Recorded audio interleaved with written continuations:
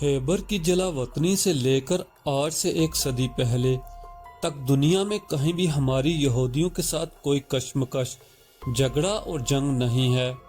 ان سے آخری معاملہ حضرت عمر کے ان کو خیبر سے جلا وطن کرنے کا تھا۔ اس کے بعد جنگ عظیم اول کے دور تک یہودیوں کے ساتھ دنیا میں ہمارا کہیں بھی کوئی تنازع نہیں رہا۔ اس دوران تقریباً 1200-1300 سال بنتے ہیں۔ یہ 1200-1300 سال کی کیفیت یہ تھی کہ یہودیوں اور عیسائیوں میں کشمکش تھی۔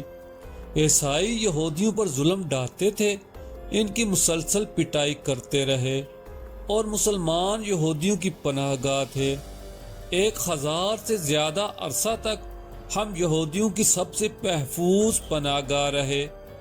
عیسائیوں نے اٹلی، فرانس اور برطانیہ میں یہودیوں کو بہت مارا، انہیں آگ میں جلا دیتے اور قتل کر دیتے تھے۔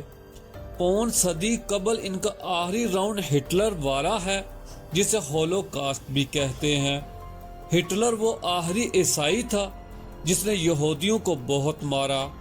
وہ تو کہتا تھا کہ دنیا میں امن اس وقت تک قائم نہیں ہو سکتا جب تک ایک یہودی بھی زندہ ہے، اور آگے جا کر یہ بات اس کی سچ ثابت ہوئی۔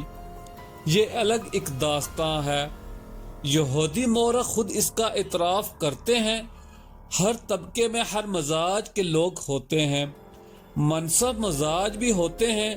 آج کا منصب مزاج یہودی مورخ اس بات کو تسلیم کرتا ہے کہ یہودیوں کو 1200 سال سے زیادہ عرصے تک عیسائیوں کے ساتھ لڑائی تھی، اور دنیا میں ہمیں اندلس کی مسلمان حکومت اور ترکی کی خلافت عثمانیہ سے اچھی پناہ گاہ کہیں نہیں ملی۔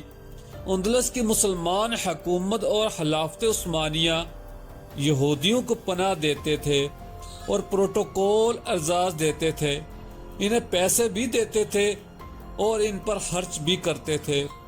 تقریباً 1200 سال یہ کیفیت رہی کہ یہودی دنیا بھر میں افراتفری کا شکار تھے، اور کہیں بھی یہودیوں کی ریاست نہ تھی۔